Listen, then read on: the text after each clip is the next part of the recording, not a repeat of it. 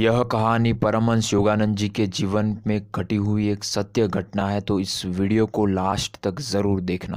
परमहंस योगानंद जी के पिताजी उनके मित्र को एक प्रस्ताव भेजना चाहते थे जिनका नाम केदारनाथ बाबू था, लेकिन उनके मित्र का पता वह भूल गए थे क्योंकि काफ़ी वर्ष हो चुके थे और जिस पर पता लिखा हुआ था वह चिट्ठी भी गुम हो गई थी और वह बनारस में ठीक से कहाँ पर रहते हैं वह उन्हें याद नहीं था। इसीलिए उन्होंने अपने बेटे परमहंस योगानंद जी को बुलाया और उनसे कहा कि आप स्वामी प्रणवानंद जी के पास जाइए और उनसे केदारनाथ बाबू का पता लगाए कि वह कहाँ पर है, ताकि आप उन्हें यह एक प्रस्ताव दे सके जो कि बहुत ही कार्यवश है। तो उनके पिताजी स्वामी प्रणवानंद के पास बनारस बरेली से बनारस भेजते हैं परमहंस योगानंद जी को, और उनकी उम्र लगभग 12 से 13 वर्ष थी उस वक्त परमहंस योगानंद जी की।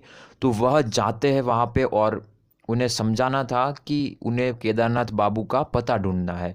तो वह गए, ऊपर ही मंजिल पर रहते थे स्वामी प्रणवानंद अपने घर में। एक रूम था वहाँ पे ऊपर हॉल की तरह। तो वहाँ पर ऊपर जाते हुए परमहंस योगानंद जी यह देखते कि पूरा रूम, पूरा हॉल खाली है, सिर्फ एक इंसान पद्मासन में, वो भी आधे कपड़े पहने हुए बैठे थे। तो वहाँ पर जो बैठे थे वही स्वामी प्रणवानंद जी थे, और स्वामी प्रणवानंद जी अपनी अति उन्नत आध्यात्मिक अवस्था को प्राप्त कर चुके थे। इसीलिए जब वह सामने गए परमहंस योगानंद जी, वहाँ पर जाके वह बैठने ही वाले थे कि आवाज़ आई। आंखें बंद थी स्वामी प्रणवानंद जी की और उन्होंने कहा, बाबा आनंद, एकदम बहुत ही सॉफ्ट वॉइस में। वहाँ पर जाके परमहंस योगानंद जी ने उनसे पूछा कि क्या आप ही है स्वामी प्रणवानंद जी?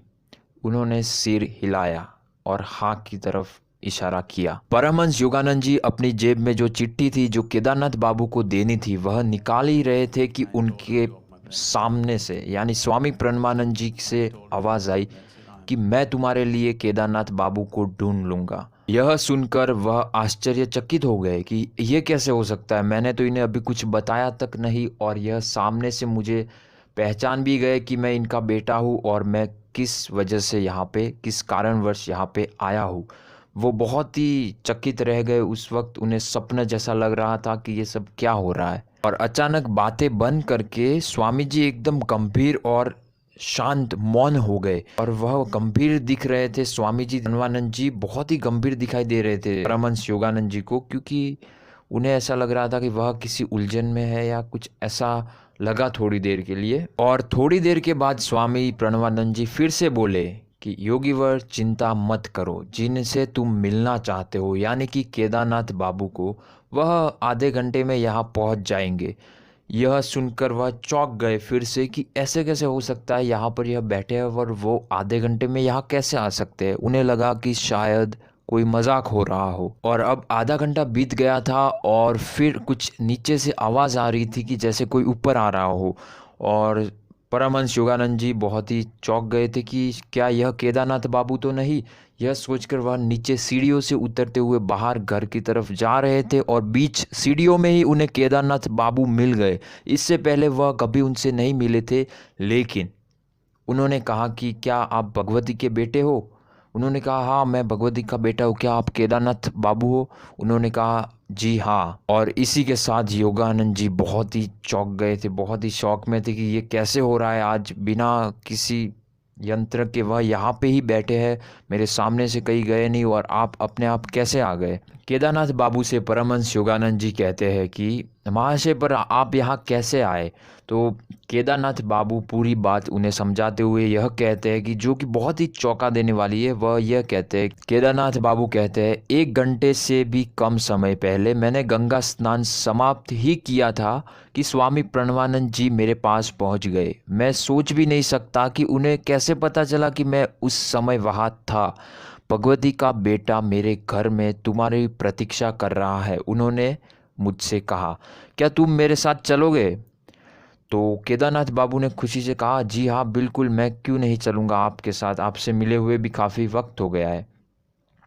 फिर प्रणवानंद जी ने अकस्मात रुक कर मुझसे पूछा, मेरे घर पहुंचने में तुम्हें कितना समय लगेगा?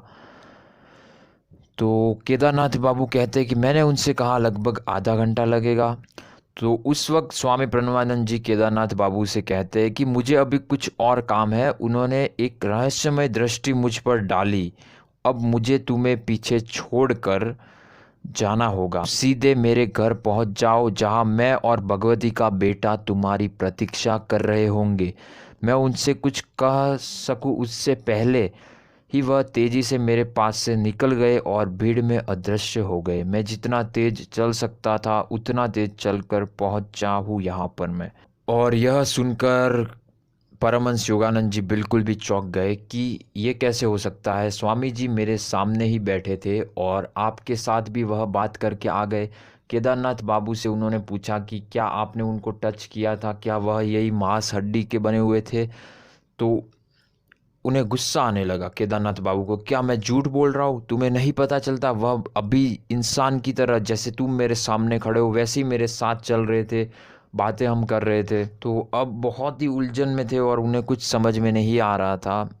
और फिर वह ऊपर जाते हैं स्वामी प्रणवानंद जी के पास दोनों के। बस केदारनाथ बाबू कहते हैं कि देखिए वो जो खड़ा पड़ा है यहाँ पर, वही स्वामी जी ने घाट पर पहना हुआ था। योगानंद जी भी कहते हैं कि यही खड़ाऊ पहनकर यह सुबह 1 घंटे से जब से मैं आया हूँ तब से बैठे हैं, तो वहां पर कैसे आ सकते हैं। और उस दिन फिर स्वामी जी से उन दोनों ने बात की। बातों बातों में से लाहिड़ी महाशय की बात निकली जो कि स्वामी प्रणवानंद जी के गुरु थे।